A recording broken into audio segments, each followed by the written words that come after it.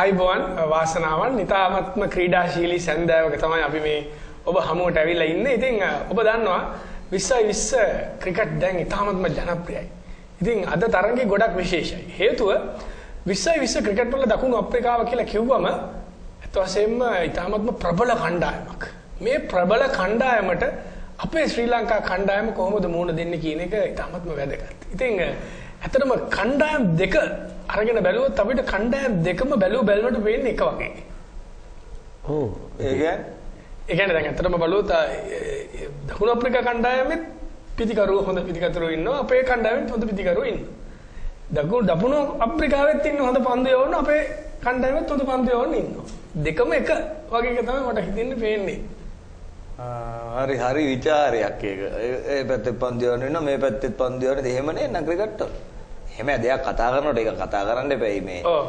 දැන් මෙහෙම දැන් අපි දකුණු අප්‍රිකානු කණ්ඩායම ගැන බැලුවොත් දැන් අපේ කලිස් ඒ වගේ අයට අමතරව දැන් විශේෂයෙන් අපි අවධානය යොමු කරන්න ඕන කියලා මම හිතනවා පිටිකරුවන් හැටියට ABCD විලියර්ස්. එයාව අනිවාර්යෙන් එයා ගැන අපි ABCD විලියර්ස්. දන්නේ ඉතින් නම් පටලව ගන්නු හැමදාම ABCD විලියර්ස් නෙමෙයි AB ඩිවිලියර්ස්. 100 එකක් නැහැ නේද? 100 එකක් නෙමෙයි D එකක්වත් නෙමෙයි AB ඩිවිලියර්ස්. මමත් අද තමයි ඒක හරියට කරගත්තේ. ඊළඟට තව ඉන්නවා ඒගොල්ලන් ඉන්නේ අර කවුද මේ ජනක ඉන්නේ මේ අර සමාදාන විනිශ්චයකාරයෙක් ඉන්නේ කවුද? දිවයිනටමද? ඒක නම් මම දන්නේ නැහැ. කොහොමද ඉන්නේ ඒගොල්ලෝ එක්කෙනෙක් ඉන්නවා. ටීම් එකේ ඉන්නේ එක්කේ. කොහොම සමාදාන විනිශ්චයකාරයෙක් ඉන්නේ ඒගොල්ලෝ? ඉන්නවා මොකක්ද එයා නම් මතක නැහැ මට. මේ JP කෙනෙක් ඉන්නේ. JP ඩොමිනි. එයා විනිශ්චයකාරයෙක්ද? නැත්නම් JP කියලා තියෙන්නේ. ඒ JP යාගේ නමේ තියෙන නැතු JP කියන නෙමෙයි එයා. JP ඩොමිනි. ඔය එයා කොහොම හරි එයාවත් බලන්න ඕනේ අපි විශේෂයෙන් බලන අනිත් එක තමයි අපි කොහොම හරි ඉක්මනින්ම අම්ලව කොටු කරගන්න ඕනේ අනිවාර්යයෙන්. අම්ලව කොටු කරගන්න මොකද කබඩිද? කොටු කරගන්න කබඩි. කොටු කරන්නේ නැත්නම් අපි අම්ලව ටැකල් කරන්න ඕනේ ඉක්මනින්ම. මේ ක්‍රිකට් අපි කතා කරන්නේ ක්‍රිකට් ගැන මේ රගර් නෙමෙයි ටකල් කරන්නේ. ඔව් ටකල් කරලා වෙට්ටු දාලා ඒ වට හරි නෑ දැන් ඇත්තට එහෙම කතා කරන්නේ අපි ඊතාව බරපතල විදිහට කතා කරන්නේ මේ මාතෘකාව පිළිබඳව. ඇත්තටම අපි ගන්න ඕනේ දැන් මේ කණ්ඩායම් දෙක ගත්තොත් ජනක මට හිතෙන්නේ අපිට ඉන්න හොඳම තුරුම්පුව තමයි මාලිංග. තුරුම්පු ගන්න මෙතන ඕමිද මේක ඕමිද මොකද්ද 360ද තුරුම්පු ගන්න. පලිගන්න තරහට. තරහ වෙන්න බෑ මං. මෙයා අරකට නෑ එහෙම නෙමෙයි මං කියන්නේ මාලිංගට දැන් මාලිංගට තියෙන දේ තමයි දකුණු අප්‍රිකානු කණ්ඩායමට මාලිංග ගෝ එවලන්න පටන් ගන්නවා. අම්බන්තොට ඒ අවුෙත් එවලනවා. මෙයා අරක තියාඩ තාම හිතේ පරණ තරහ අරකට නෑ එහෙම නෙමෙයි මම කිව්වේ අපි ක්‍රීඩාව ගැන කතා කරද්දි මොකද ලසිත් මාලිංග ඇත්තටම එකපාරක් මට මතකයි අර ත්‍රිත්ව කඩුල කියන්නේ මේවකක් ගත්තා හැට්‍රික් එකක් ගත්තා හැට්‍රික් එක තවත් කඩුලක් ගත්තා. ඒ වගේ ඉන්න දකුණු අප්‍රිකාව ගොඩක් ලසිත් මාලිංගට බයයි ඉන්නේ දැන්. මට මේ හිතෙන එකක් නෑ මම කියන්නේ අපිට බැයිද මේ විදිහේ ක්‍රමයක් පාවිච්චි කරන්න. ඒ කියන්නේ දැන් අපේ කුලසේකර ඉන්නවා. එතකොට තිසර පෙරේරා ඉන්නවා. ඇන්ජලෝ මේගොල්ලෝ බෝල් කරන මේගොල්ලන්ට ඔක්කොම දැම්මනේ ක්‍රේල් කොණ්ඩ. බොරු කොණ්ඩ තියෙනවා. ඒ ක්‍රේල් කොණ්ඩයක් දාලා මාලිංගෝයි කරාබු දාලා එහෙම කළා පොඩි ඇක්ෂන් එක පොඩ්ඩක් ඒ විදිහට හැදුවා නම් මට හිතෙනවා නිකන් පොඩි දකුණු අප්‍රිකානු ක්‍රීඩකයෙක් එනකොට නම් මාලිංගද මේ වගේ එකක් ඇවිල්ලා පොඩි චකිතයක් එක්ක නේද ඒගොල්ලෝ පන්දුට පාර දෙන්නකොට තැති ගන්නක් ඒකෙන් අපිට බැරි ප්‍රයෝජනයක් ගන්න කියලා මම විසුට අඳුර ගන්න බැරුව යනවා ඒක. හැබැයි මෙහෙම දෙයක් කළ හැකියි. කපුටෙක් ගන්නවා. හරිද?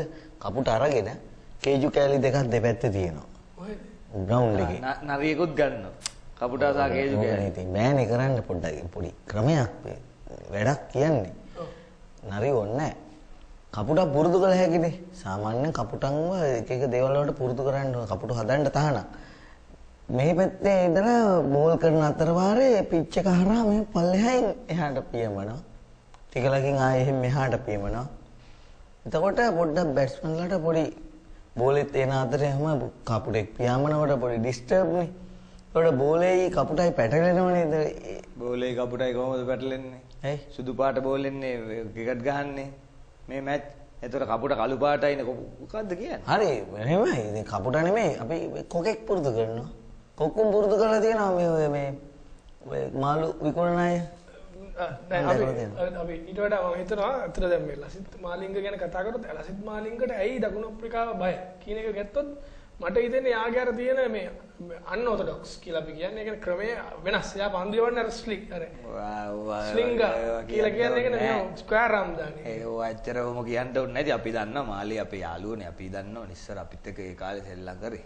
මාලිංග බොබ් මාලි මාලිංග අපේ අපි කටනේ ඒ කාලේ පොඩි කාලේ. කොහෙද?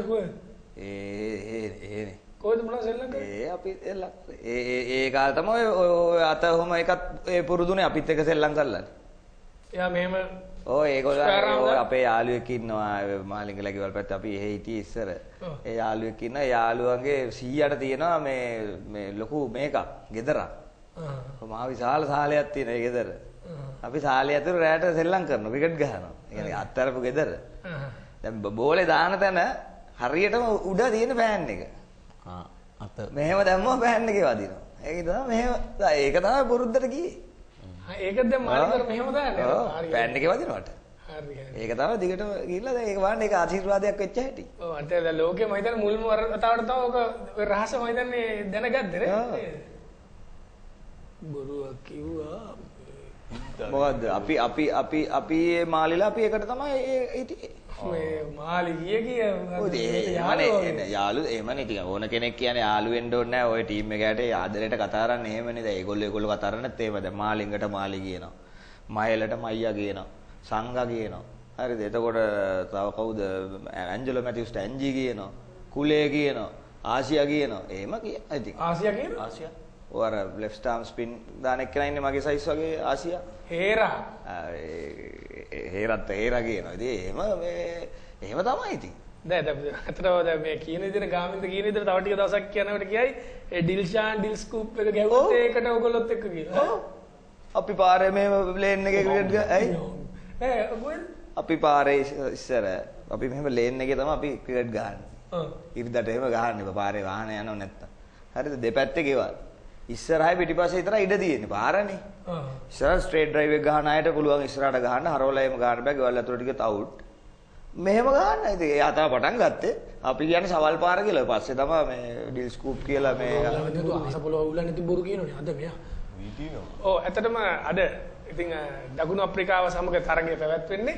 ඉතින් අපි ජය ප්‍රාර්ථනා කරනවා අපේ ශ්‍රී ලංකා කණ්ඩායමට අද තරගය දිනන්න ලැබෙන්න කියලා.